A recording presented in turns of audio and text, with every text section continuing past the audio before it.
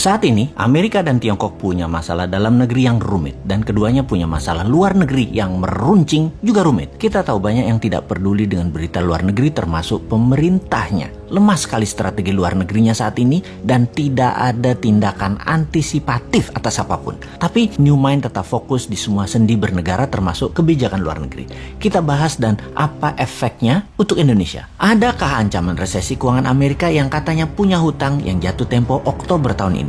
Lalu, apakah ancaman salah satu perusahaan terkaya Tiongkok yaitu Evergrande yang hutangnya mencapai 7.000 triliun yang terancam gagal bayar? Akankah bisa picu krisis keuangan di Tiongkok seperti subprime mortgage di tahun 2009 di Amerika? Apa dampak hal tersebut? 1. Melemahnya ekonomi Amerika dan Tiongkok kah? 2. Menurunkan kebutuhan komoditas impor seperti baja, nikel, besi, batubara, dan lain sebagainya. 3. Agenda investasi kedua negara tersebut untuk Indonesia bisa tertunda atau dibatalkan. 4. Menurunnya harga komoditas akan menekan harga ekspor Indonesia. 5. Sentimen negatif terhadap pasar modal. Mungkinkah? Jadi bagaimana kita melihat hal itu semua? Kita urai jawabannya satu persatu. Evergrande tidak akan sistemik, tidak akan seperti subprime, pasti akan dibantu pemerintah Tiongkok, tapi juga dijadikan sebagai collateral damage at the same time.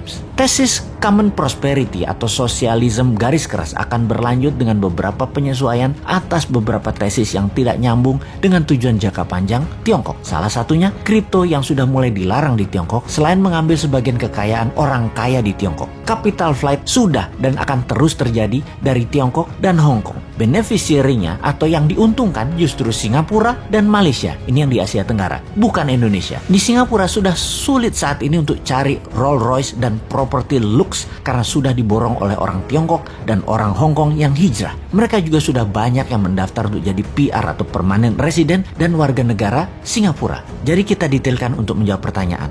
Nomor 1, Tiongkok akan mengalami koreksi ekonominya karena konsumsi domestik Tiongkok akan melemah. Sementara Amerika tidak akan melemah karena konsumsi domestik di Amerika masih robust. Bahkan Bank Sentral sudah mengisyaratkan akan melakukan tapering atau pengurangan QE karena ada kecenderungan untuk inflasi. Sebentar, sahabat perlu dijelaskan apa itu robust dan apa itu tapering. Kayaknya nggak usah ya, pasti sudah paham. Kalau buzzer pasti nggak paham. Buzzer mah diemin aja. Nomor 2, komoditas baru akan turun setelah 6 bulan karena lag effect di Tiongkok. Nah, pasti nanya lagi nih, lag effect itu apa? Sahabat, memang jarang masyarakat umum memahami istilah keuangan karena bernegaranya dibuat oleh para pejabatnya hanya fokus di politik. Kasian rakyat ini jadi bego urusan ekonomi, taunya paling pol dagang doang karena perilaku bernegara pejabatnya. Tapi tenang, rakyat tidak paham tidak apa-apa, tapi pejabat yang berkuasa ternyata juga tidak paham seperti kali ini. Itu memalukan. Jadi apa itu lag effect? Oke, saya terjemahkan pelajaran kampus aja artinya. Bahasa Indonesia cari dewe ya. Oke, lag effect is the potential ineffectiveness in fiscal policy due to the time it takes to recognize an issue. Dah, itu aja artinya. Cari sendiri ya artinya. Kita lanjut. Nomor 3, capital flight dari Tiongkok nggak akan ke Indonesia. Amerika dan Tiongkok telah melakukan QE masing-masing sebesar 5 triliun dolar. Amerika 4 triliun, Tiongkok 1 triliun dalam 20 bulan terakhir. Tapi nggak akan ada imbasnya ke Indonesia secara berarti. Pasti pada nanya lagi, QE itu apa? Wes, kali ini Bosman jadi orang belagu dah, sok berilmu. Niatnya cuma satu sih, nantang manusia yang katanya terbaik bidang ekonomi. Oke, QE itu adalah quantitative easing. Terjemahan bebasnya adalah printing money, wes. Paham ya? 4, harga ekspor komoditas akan terkoreksi setelah 6 bulan dari saat ini, tapi akan bergerak hanya turun sedikit.